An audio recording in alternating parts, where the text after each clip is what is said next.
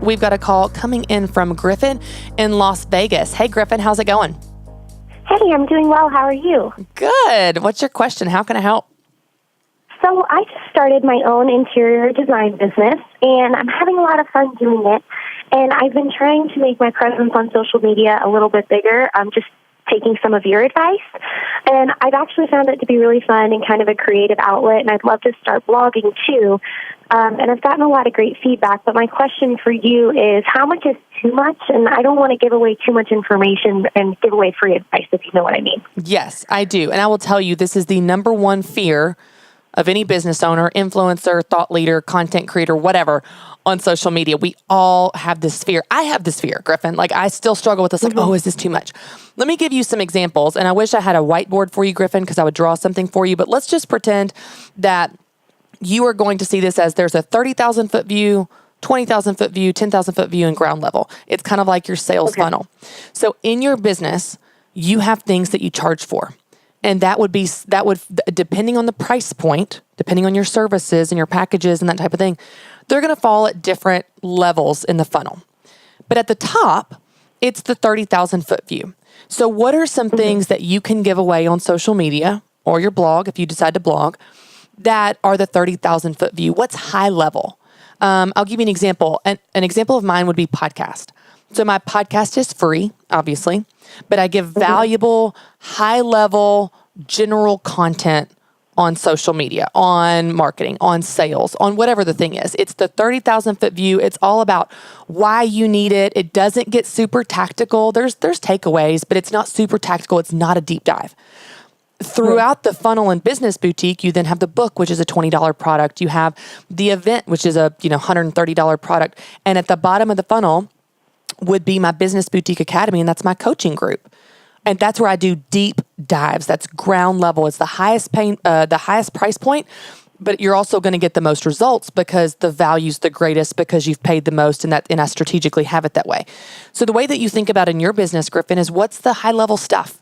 What's the inspirational, interesting, entertaining stuff that you can put out on social media? Because I guarantee you, the more that you put out value on social media, even if it's high level value, what's going to happen if you're attracting the right customer is that you are going to build trust with your followers. And then when they're ready for someone to come in and design their home or their business or whatever, who are they going to think of? They're going to think of you because you've proven that you're competent, you're trustworthy, you're valuable through the teasers, the high level stuff you've put out on social media. So when in doubt, just be generous. We think all the time, I'm going to give too much. I'm going to give too much away. When in doubt, just share a ton of stuff. I'll give you one more tip. And again, I wish I had I could draw this for you. Picture that you have two circles, and those circles overlap in the middle. One circle represents your customers' problems. They need design help. They don't know how to have a cute home looking like Joanna Gaines, but they want one, right? So whatever your customers' problems are. In the other circle is your expertise, design, or whatever your services are. Where those circles overlap, okay, so in the area of the overlap there, that's where your core business is. That's where you solve their problems with your expertise, right? It's the intersection of their problems and your expertise. However, what we miss a lot of times is that in that overlap, there's also a ton of other stuff that you don't solve through your core business that you could solve on social media. So I'll give you an example. A real estate agent, they have the service of helping their clients buy and sell homes. Well, they might put content out on social media that still meets their customers' problems and still stays within their expertise that doesn't cannibalize their core business. They might put out on social media 5 steps to improve the curb appeal of your home. Well, that's valuable. It solves that customer that's trying to sell their home's problems. It's in their area of expertise, which is real estate, but it doesn't take away the need for that client to need an agent when it's time to sell that home. So what you're trying to find is any content that falls in the overlap there.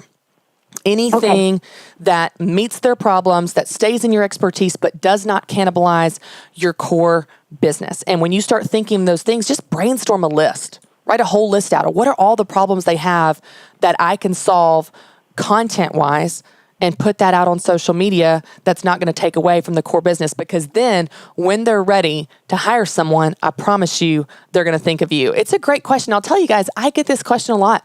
People are asking, what if I give away too much? That's very unlikely to happen.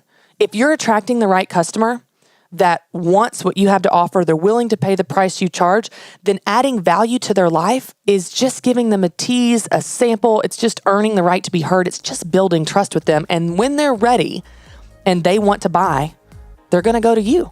They're going to think of you. Now, of course, you're going to have a few people that show up and they just consume your content and they're never going to buy from you. And that's normal. That's business. Do you know how many podcast listeners I have that are only going to ever listen to the podcast and never buy a book? That's fine. They're still getting help and they're still getting encouragement. But what you're doing is you're building those relationships. You're moving them down the funnel into a deeper level of trust and relationship with you. And those that are ready, when they are ready, they are going to think of you.